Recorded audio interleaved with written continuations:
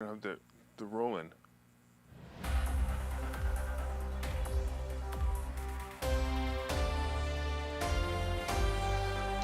Good morning, I'm Larry Steinhouse, and welcome to Money Chat Now. Money Chat Now is a politically charged stock market pre-show giving you the politics of the day and the biggest moves in the stock market. It is presented with comedic common sense and just the right amount of sarcasm by an expert in financial literacy, and hey, that's me, Larry Steinhouse. Today is Tuesday, November 22nd, and I want to welcome you to the show. We are here live on Facebook, Twitter, LinkedIn, and YouTube, and you can also find repeats of the show on Rumble and Spotify. Please search Money Chat Now and Larry Steinhouse, and then you can follow me there as well. And if you'd like to connect, go to contactlarry.com. That's contactlarry.com, and there you'll find my social media connections, my email, my text message information. That's contactlarry.com. Hey, just a reminder, if you're watching online, hit that like button. So if you're watching online, hit the like button right now. Hit that share button, and don't forget to subscribe to the YouTube channel. If we're still on it, YouTube's just a mess. Anyway, and like the Money Chat Now page on Facebook, and you can also find Money Chat Now and the Larry Steinhouse Show on Spotify. So please go there and subscribe as well. And you can comment live during the show on YouTube, Facebook, LinkedIn, and Twitter. And please say hi so I know you're watching. And if you haven't joined the Money Chat Now fan page on Facebook, please do that too. So when I'm in Facebook jail and YouTube jail, you can still watch the show because I can transmit there anyway. All right, please go to Money Chat Now page and like it now so you never miss the show. Unbelievable. All right, let's talk about what we're going to be talking about today. First of all, we're going to be talking about, of course, the market recap. We're going to be talking about the railroad strike, the Q Club killer prevention, or how it could have been prevented, and also Amazon drones. Money Chat Now, of course, is brought to you by Investor Schooling, and you can attend a complimentary class next Thursday, not this Thursday, because this Thursday's Thanksgiving, by going to investorschooling.com, and there you will learn about real estate investing and stock options trading from those who do it every day. Money Chat Now is also brought to you by our other sponsor, PB Adjusting, Public Adjusting Services. If your property has suffered storm damage, water damage, fire, or even wind damage from this past weekend, it was kind of windy, right? You should contact my friend Peter at PB Adjusting. Call him at 215-388-2056. A public adjuster works for you and not the insurance company. Peter at PB Adjusting will get you all the money you need to rebuild or repair your home after a catastrophe. Call PB Adjusting at 215-388-2056. And don't get jerked around by the insurance companies anymore. 215-388-2056. All right, real quick, I want to say hello to a couple people online saying hi. We've got Mike saying hi, and we got Linda saying hi, my lovely wife. We've got Pauline saying hi. We got Peter saying hi. Pauline and Peter coming in from LinkedIn. That's awesome. And we got Joe saying hi as well. Hey, if anybody's on YouTube, I don't think it's working, but if anybody's on YouTube, just let me know. I don't think it's working, no. I think they shut me down. Anyway, yesterday was pretty much uneventful, except for really Disney firing Chapek. As I discussed yesterday, I am for one glad to see him go. You know, him or he or it or whatever the heck, they or them, with his wokeness and his terrible leadership leading to terrible morale at the company, makes me think I actually might want to return to Disney World one day because he's been fired. Anyway, I hope it'll be a better experience than the one I had the last few times. But besides Disney rising on the news at about 6%, the market was mostly uneventful. The Dow closed down about 45 points, the S&P dropped about 15 points, and the bigger loser was the Nasdaq, down about 121 points. So it appears my theories are playing out pretty well. Earnings season is all but over, so the market makers are getting bored. The economic news is about the same, so there's nothing really here to drive the market up either. So the market will slowly fade until one day in the near future it will drop about 800 points and then probably another 500 points, and that's basically what's going to happen in the next couple of weeks. Anyway, most of the other movements will be slow downward. They'll be mostly slow downward moves, like today was or yesterday was. Anyway, Tesla was also a big loser yesterday when the stock dropped to $167 a share. Hold on, folks. It looks like the stock has another 125 points to drop before it goes to my predicted range of about 50, which is 2019 price. My 2019 price is holding up with just about every stock I look at. The energy stocks are also falling as the cost of oil is slowing down. You know, I sort of expected oil to go up after the midterms. However, it might not have happened yet. Apple was down about 3.5 points yesterday, if my theory is correct. On this one, it also has another 100 points to go to hit the 2019 price. Yikes. Of course, the newest scare of the market is, believe it or not, coronavirus. Yep, the Chinese are just not going to let this thing go. The Chinese, who are using it for complete control of their population since the beginning, have had ridiculous lockdowns that were worse than anything we experienced here, and they have what the president there says is a zero tolerance COVID policy. Basically, if you have COVID, they lock you up or arrest you. Really, for real. With the ridiculousness of this, it was bad enough here, but it wasn't that bad. It wasn't that bad, like it is there, right? But it's crazy there. It's absolutely crazy. Well, they just had someone die of coronavirus. That's right, one single person died since May. So the market is panicking that the crazies over there will start new lockdowns. These lockdowns will cause chip and other manufacturers to shut down and start supply chain problems again. So the crazies of the world are continuing to ruin it for all of us. Anyway, Federal Reserve officials are also set to speak today.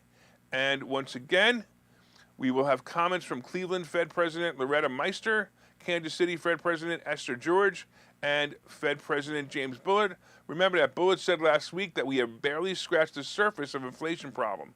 So the comments today can have a big effect on the market. On the other hand, a short week like this creates some soberness in the market, which means it'll probably get a lot of the same as yesterday.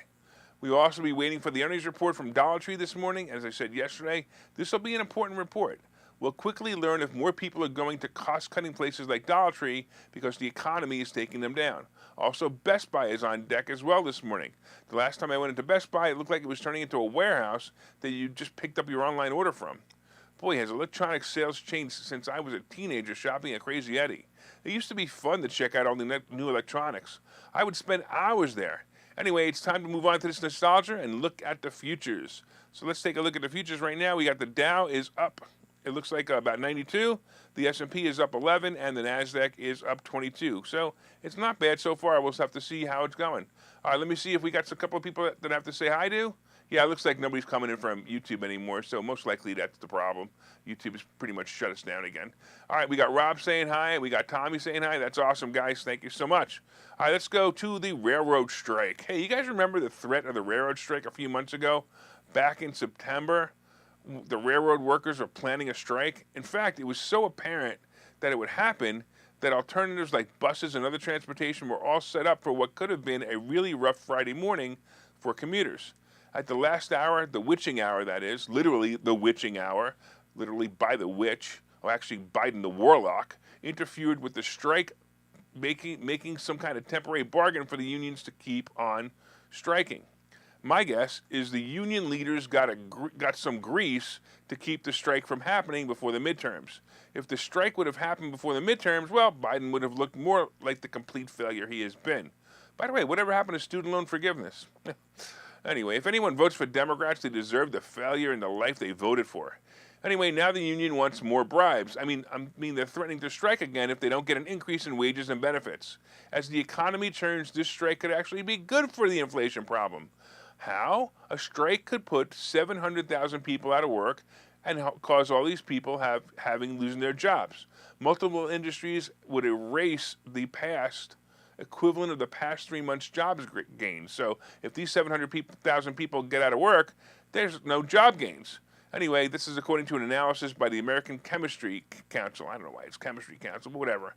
However, it could also raise producer prices because of a supply chain issue. So we will have another 700,000 people out of work trying to pay their bills, and that will lead to less shopping, less demand. However, we will also have higher costs as the railroads will shut down and make some supplies difficult to get quickly. By the way, the dispute over sick leave is the biggest reason for some employees' reluctance for the vote on the contract. The tentative deal guarantees one-day paid leave to workers calling in on short notice, while the current contract offers none. After its vote, the maintenance worker union said it showed that management holds no regard for their quality of life. They actually said that the management has no regard for their quality of life. As I read that this morning, all I could think about is a union worker crying for their binky. No regard for the quality of life? Seriously? Do you guys have regard for my quality of life? Hell no. We all create our own quality of life. These railroad workers weren't born and bred to be railroad workers. This job is not a life sentence. Wake up, people, and take responsibility for your own lives. If you hate your job, go find another. If you can't because you aren't qualified, either do something about it or suck it up, Buttercup. This is just another reason why I can't stand unions. It's not just the ridiculousness of the union leaders or the organizations extorting fees and money from both employees and employers, but it's the suppression of the people they pretend to represent.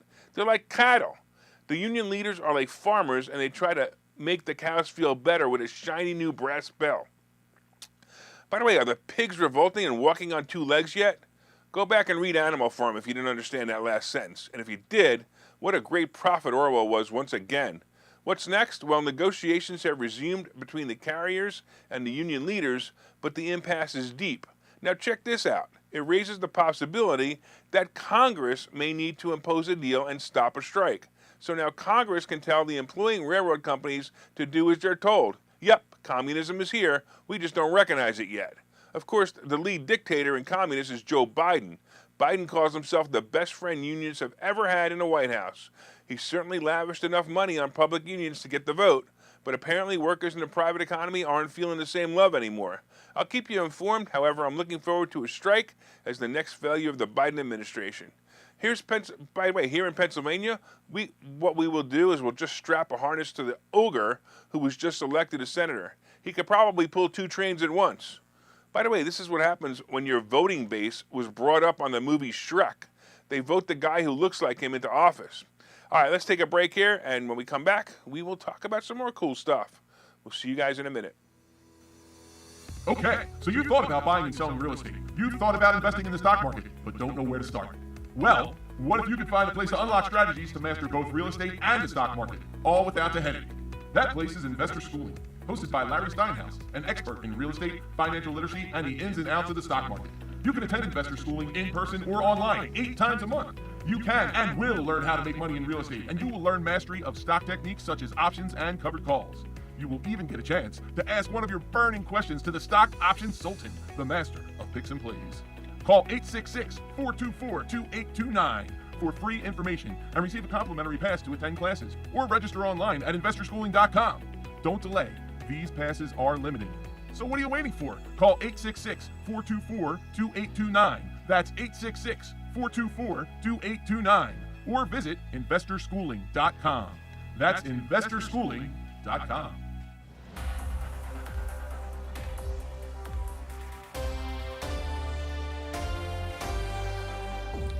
All right, welcome back to Money Chat Now. I'm your host, Larry Steinhouse, and of course, schooling, you can go to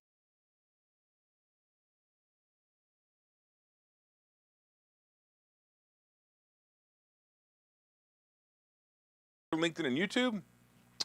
And of course, you can also find repeats of the show on Rumble and Spotify. Please search Money Chat Now and Larry Steinhouse on Spotify and like and subscribe there. And if you'd like to connect to me personally, go to contactlarry.com. That's contactlarry.com. And there you'll find my social media connections, my email, and my text message information. That's contactlarry.com. Hey, for you guys who were sending me messages, like saying hi and stuff, somehow my chat system crashed right before the last commercial. So if you guys want to come back on and say hi, make sure it's working. Just say anything, say hi, anything, it doesn't really matter. So if you're commenting from LinkedIn, YouTube, Facebook, or Twitter, just say hi again. And if you just came on a couple of minutes ago, say hi again so I can remember to say hi to you back. Because like I said, my system crashed. So I don't know who's been talking to me. All right, so far we've been talking about the market recap, and right now the Dow is up about 86, the S&P is up about 10, and the NASDAQ is up about 16. We talked about the ridiculousness of the railroad strike and how Biden, of course, is going to fail. Coming up, we also have the Q Club killer prevention and Amazon drones. All right, I could see you guys over there. Linda saying hi again. Thank you. 3 hearts from Linda. All right. We got Mark saying hi. We got Tommy checking out YouTube. I actually think one of the YouTube channels is down, Tommy. I don't know which one you're on, but one of them is definitely down because they sent me a warning yesterday saying, we're going to shut you down because you said the words election. I can't say it because I'll be shut down again. All right. Anyway. We also have, coming up later, we have today's picks and plays, but did you guys hit that like button yet? Did you guys hit that share button? So everybody hit that share button right now. Leave me a comment to say hi if you haven't already, and leave me a comment is the only way I know you're watching. Please share and like as well, and don't forget to order my new book. It's called Money Hacks, and if you ordered it, please leave a review on Amazon. Hey, come on, leave a review on Amazon, guys. Let's talk about the Q shooting. Sometimes I try to stay away from controversy in my reports that really have no bearing on finances. Other times I just can't help myself. Anyway, in the case of the Q Club shooting this past weekend, it baffles my mind how the shooter could have had done this much damage with his prior history, and why this guy, Anderson Lee Aldridge, the shooter, wasn't in jail. And then the answer hit me. I looked up the Attorney General in Colorado Springs, where this shooting took place, and voila! The Attorney General is a liberal Democrat soft on crime. No, it isn't the gun that destroyed all these lives. It is the voting morons in Colorado Springs who destroyed the lives of the people they want to be. You know, the them, they, LBGQ crowd. Well, let's give you some background on the shooter, and you will quickly learn how this could have easily been avoided by a real Attorney General who really cares about his constituents. The shooter, Anderson Lee Aldridge, has a history of crime that he should have been locked up for. Over a year ago, police confiscated firearms from Aldridge after he held his family hostage at gunpoint. This was according to two law enforcement officials briefed in the investigation. During June 2021 incident, Mr. Aldridge's mother told police her son was threatening to hurt her with a homemade bomb, weapons, and ammunition, according to an El Paso County Sheriff's Office account of the incident at the time. So this guy made bombs, has weapons, and held his family hostage at gunpoint. And now we have a seriously unhinged person who is clearly violent and clearly needs help and should not be allowed on the streets. But what does the liberal Attorney General do? Well, he pats the kid on the head and says, "It's okay, son. You're just a little depressed." So according to one of the law enforcement officials, the case never proceeded and ultimately the files were sealed. The files were sealed. The only thing that should have been sealed was this guy's jail cell. Colorado has what's called a red flag law. So the red flag law states that if someone shows signs of trouble, like making bombs or holding their family hostage at gunpoint, they should be red flagged in a system that will not allow them to purchase guns. Now we actually have a Democrat state senator-elect, Tom Sullivan, whose son, by the way, was killed in 2012 Aurora Theater massacre, says he wants to know why the state's red flag law wasn't used in the case.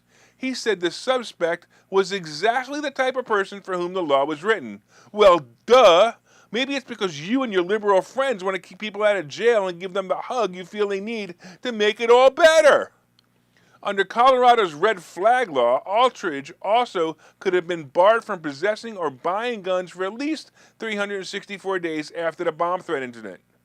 The law allows family members and police to ask a judge to bar an individual from possessing firearms if they pose a significant risk of harming others or themselves with a gun. Judges have an option to extend the order or cut it short. So now it becomes the responsibility of the parents to follow the red flag law. Are you serious? We have computers. This red flag should have been on this guy for at least 10 years, and not only was it not on the minimum of 364 days, it was never filed in the first place. As soon as the police report on the family incident was filed, this red flag law should have been initiated. By the way, I have to tell you, I'm not a big fan of red flag laws anyway. They could easily be misused by people who don't like people. Like their spouse who was yelling at their significant other, and goes to court and says, "He yelled at me loudly, so he shouldn't have a gun because I feel threatened." These are the problems with red flag laws. But when you have a blatant issue like this guy, and they don't even use the law to stop him, well, unbelievable. Anyway, my heart goes out to the victims, the survivors, and their families. It's truly sad. But remember, the people you vote for can change the future and possibly, or probably, prevent this from happening again. Unfreaking real. All right, real quick, saying hello to some people coming back online now that we've got this back up. Mike and Michael and Peter and Betsy and Glenn. Thanks, guys. And Carrie. Thanks, guys. I totally appreciate it. Oh, Betsy's saying hi from Betsy and Dave. That's awesome. All right, let's get a little lighter. After the last segment, I thought I'd kind of make the story of the day, the last story of the day, a little lighter. So Amazon is finally looking to roll out their drone package delivery service.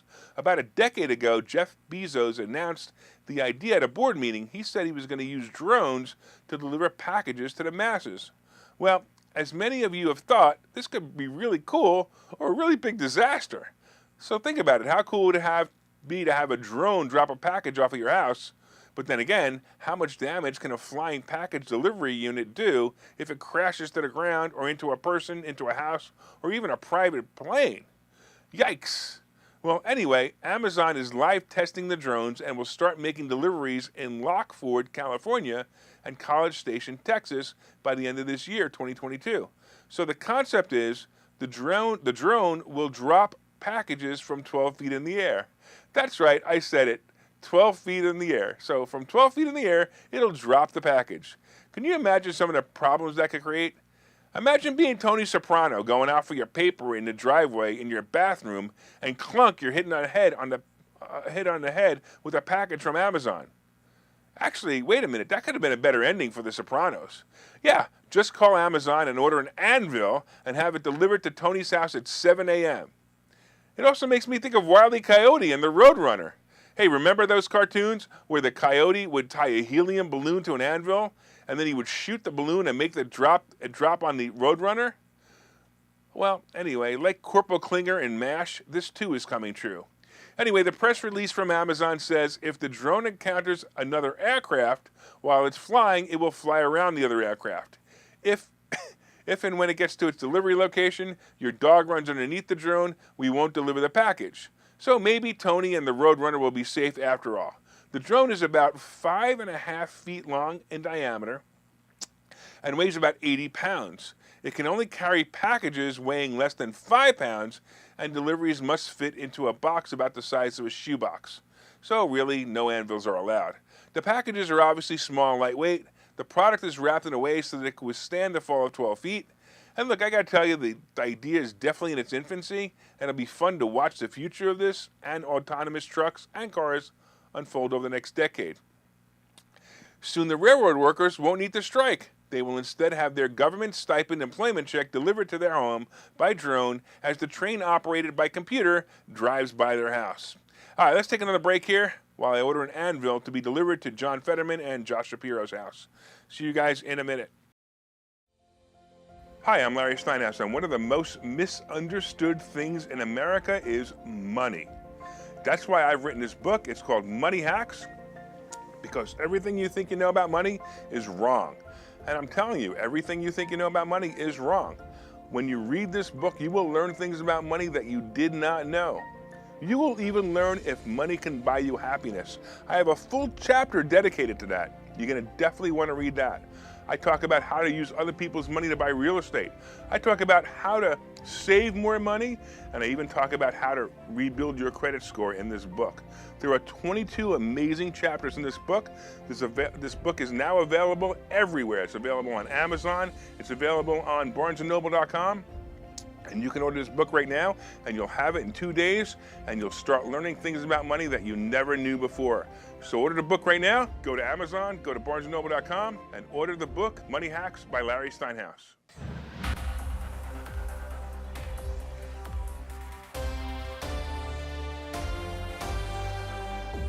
All right, welcome back to Money Chat Now. I'm your host, Larry Steinhouse. Hey, by the way, did you guys know we have a Spotify channel? You can go there now. You can subscribe to the Money Chat Now Spotify channel and the Larry Steinhouse Show Spotify channel. That's right, you can subscribe to the channel and listen to all the reports.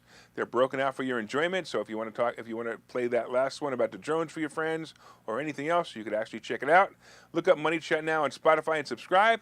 And you should also remember that my interviews are continuing. So if you or someone you know would benefit from being interviewed by me, please reach out at Contact Larry or hit me up in Messenger. The interviews are fun, they're informative, and they're great publicity for your business. We're also looking for more sponsors of the show and the Saturday afternoon show on WPHT. Our sponsorship program includes spots here and WPHT. Please reach out and let me know if you'd like more information on sponsorship.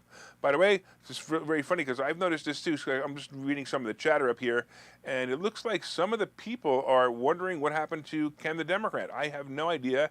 And the other Johnson guy who, I don't know, he's also the Democrat.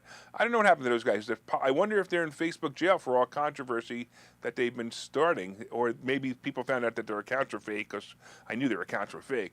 All right, anyway, so far we've been talking about the market recap. Right now, the futures. The Dow is up about 98, the S&P is up 12, and the NASDAQ is up 27. We talked about the railroad strike and how Biden is going to have to, he's going to fail at that one. We talked about how the Q Club killer could have been, or killings could have been prevented. We talked about Amazon drones, and of course, coming up, we have today's picks and plays. But did you guys hit that like button yet? Did you guys hit that share button? Tell all your friends about the show. Let them know it's both entertaining and educational. Please share it on your page or in groups and will enjoy the show. All right, let's talk about what's going on today. It's going to be another day of light trading as Wall Street gets ready to enjoy the holiday weekend. Hey, you guys going to enjoy some Thanksgiving turkey? All right, there's a Thanksgiving turkey. There's got to be a joke in there. I'll think about it tomorrow. Anyway, many are already gone to maximize their days off. That will make trading light again. I'm also seeing the 2019 theory playing out on Tesla right now. This is an obvious put play. The question is, how low will it go? I say it goes to 50 in the next year.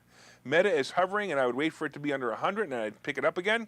Apple is also a put play. I have some contracts set to expire this Friday, and I'm looking for 142 by the end of the day. I actually think that's going to happen. This would make me kind of happy. All right, my suggestion is for you guys to pick your plays and know your prices as we enter the dead zone. Hey, let's take a final look at the futures. And right now we have the Dow is up 89, the S&P is up 11, and the NASDAQ is up about 20. So this morning it was down a little bit, so then it was up a little bit, then it was down a little bit. I'm going to say that we're probably going to continue with the same thing going back and forth, up, down, up, down, up, down. And like I said before, I think today is going to be just a kind of an average day, nothing really major, maybe up 100 points, maybe down 100 points, because there's not, all the traders aren't here. All right, but let's talk about crypto. Hey, hoodlers, are you listening yet? Crypto is dead. It's dead. I told you Bitcoin would head to 12,000, and it ain't far from there now. Bitcoin hit a 2-year low of below 15,000 overnight, and it's going to be headed for 12,000, and then it'll bounce back to about here again. So it'll go from 12 to about 15, and after that, it'll drop below 12,000 and go to 7,000. At 7,000, it's going to be a key number. 7,000 is going to be key. It'll either hold there, or Bitcoin will become nothing or close to nothing. Crypto killed itself with greed. Surprisingly, though, Ethereum is still holding on to about 1,100. I'm actually surprised at that, but it won't be for long. 700 is coming, which is my prediction of it, to be 700. Gold and silver are pretty much stalled, but at least they'll always be worth something. Gold is now about 1740, and silver is just about 21. And of course, I added some silver the other day. The Treasury bond is moving down. It's at 3.79%. It's going to be bad when it goes above 4 again. I really kind of wish it would stay there. Anyway, average mortgage rate is about 7.3%, and oil is about $80 a barrel, and the average gas price is moving down to $3.63. Hey, I want to thank you all for watching Money Chat Now. We are here live every morning at 7:30 on Facebook, Twitter, LinkedIn, and YouTube. And you can also find repeats of the show on Rumble and Spotify. My name is Larry Steinhouse. I am the host of Money Chat Now, and I am the CEO of Investor Schooling. And remember, you can contact me directly at contactlarry.com. That's contactlarry.com. I want to thank Ken for filling in for Mike today, and make it a profitable day.